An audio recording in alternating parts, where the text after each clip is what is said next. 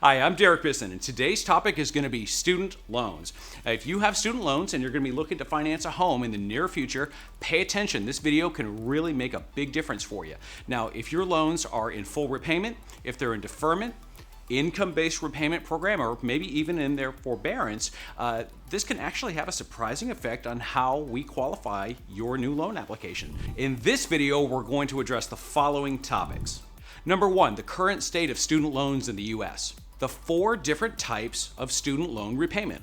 How lenders look at your student loans when we're making an approval decision. And finally, how to be prepared. All right, let's get started.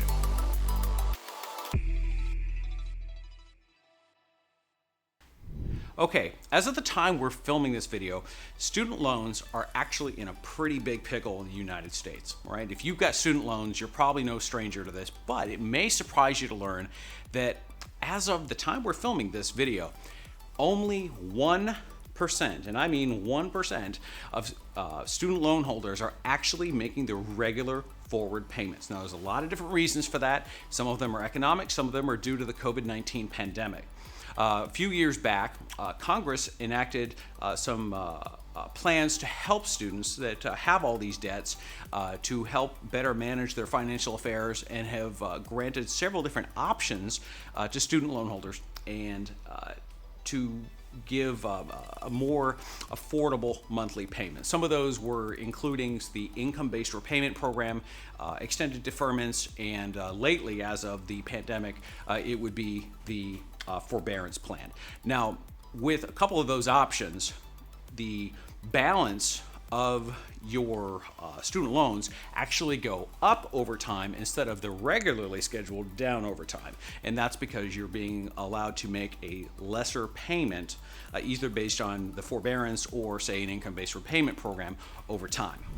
Of course, we know these loans are eventually going to go into some sort of full repayment. So lenders got together and said, okay, we need some sort of a qualification standard to make sure that we're making a responsible lending decision about your ability to repay the new mortgage we're creating for you. All right, so let's take a look at the 4 different types of student loan repayment. Number 1 is going to be your regular repayment. That means you're out of school, you're making your regular scheduled student loan payments, right? The second one is called deferment. That's when you're still in school, you're still possibly accruing other debts in the form of student loans, and those payments have been placed kind of on hold, or deferred, if you will, until your education is complete. Next up is income-based repayment programs. So income-based repayment programs were a solution that Congress came up with a few years ago to help people who have student loans manage their financial affairs if they're having financial troubles. So what they do is they take your overall income and then they work your monthly payment down to fit inside of your overall monthly income budget.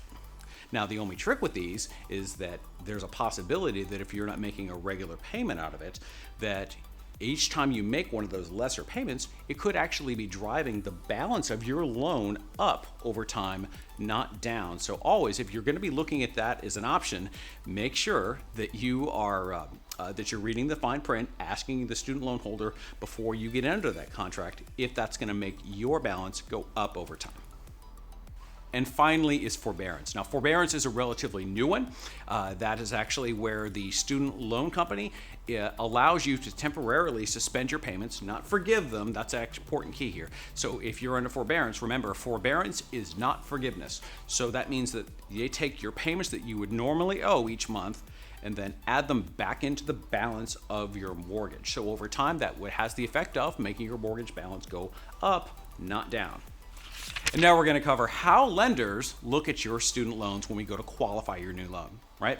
So when we get your application, we're going to do what all lenders do, which is to pull your credit. We're going to examine all of your trade lines, in other words, credit cards, car payments, yes, student loans. And I'm going to put an example of a student loan up.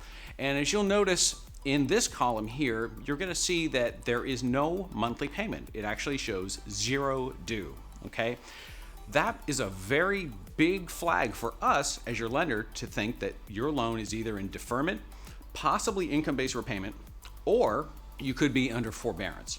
In most cases, for most loan types, lenders aren't really permitted to use 0 as a monthly payment when we look at your overall debt picture for qualification. So it's a temporary situation. Forbearance is not forever. So eventually you're going to go into repayment. So we have to kind of be smart about this, and there are some rules to the road that every lender has to abide by. So here are those rules. Now, our first choice is to ask you to provide a statement from your student loan company about what your normal monthly payments might be. Now, if we can't get our hands on that, then we have a couple of different calculations that we can use. Now, these depend upon what type of loan you're qualifying for, so let's cover those real quick. If you're getting a conventional loan through Fannie Mae, or if you're getting, in most cases, a VA loan, or if you're getting an unconventional loan or a non-qualified mortgage, non-QM, or a possible subprime mortgage, one of the off-the-beaten-path products, then typically we use 1% of the outstanding balance. So let's say if you have $50,000 in student loan, then we would use 1% of that, or $500. Now, if you're getting a conventional loan through Freddie Mac or FHA, we can use 1/2 of 1%. So if you have $50,000 in student loan debts, we can use $250 a month as your scheduled payment.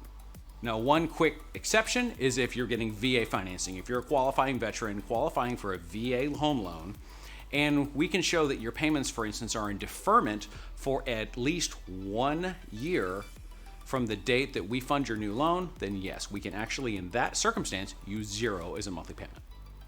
So once we've made a determination on how much your student loan monthly payment is, we add it together with all your other payments, such as your car notes or your minimum monthly payments on your credit cards, etc. We add those together along with the new housing payment to make a lending decision on your new home loan. All right, now here's how to get prepared if you're going to be financing a home in the near future. So step 1 is if you have student loans and you're already in repayment and you're making your normal monthly payments, there's nothing you need to do. You can go ahead and move on to the next step here. But if you do have student loans and they're in deferment, income-based repayment programs, or if they are in forbearance, then contact your student loan company and ask them for some documentation that shows what your normal monthly payment would be.